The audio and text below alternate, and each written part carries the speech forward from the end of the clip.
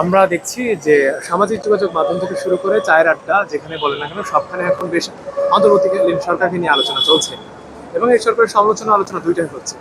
এর মধ্যে বেশ একটা বড় অংশ এখন দেখছি আমরা যেটা খেয়াল করে নির্বাচন চাচ্ছে না, জি। অন্তত পক্ষে 5 বছরের জন্য হলেও এই সরকারকে চাচ্ছে। আপনার কাছে কি মনে হয় অন্তর্বর্তীকালীন সরকার 5 বছর থাকা জরুরি, নাকি হচ্ছে নির্বাচন হওয়া প্রয়োজন, নাকি সংস্কার হওয়া প্রয়োজন?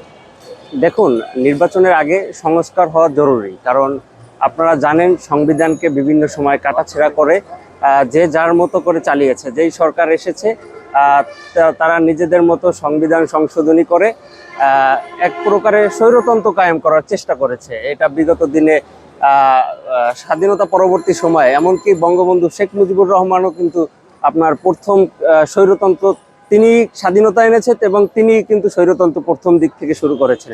তারই ধারাবাহিকতায় জিয়াউর রহমান আসলো, হোসেন মোহাম্মদ এরশাদ আসলো এবং পরবর্তী যে রাষ্ট্রপ্রধান ছিল প্রত্যেকে নিজের মতো করে সংবিধান কাটাছেঁড়া করে রাষ্ট্রকে চালিয়েছে।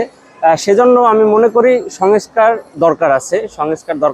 আর নির্বাচনের ব্যাপারটা যে বললেন, নির্বাচন এই মুহূর্তে দেশের সার্বিক পরিস্থিতি, নির্বাচন আমি মনে করি কিছুটা দিন পরে হলে ভালো হবে।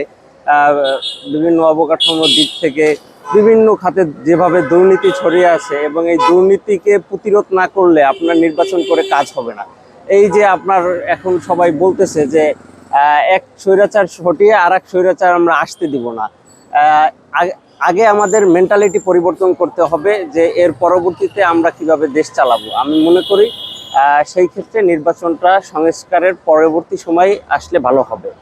কিন্তু নির্বাচন আসতে হবে, এমন না যে আবার ডক্টর ইউনূস 5 বছর 7 বছর তিনি যত ভালো করুক, কিন্তু বাংলাদেশের কাঠামোর দিক থেকে আমরা গণতন্ত্রের একটা রাষ্ট্র, ঠিক আছে, আমাদের গণতন্ত্রকে বজায় রাখতে হলে নির্বাচন দিতে হবে, আমি এটা মনে করি।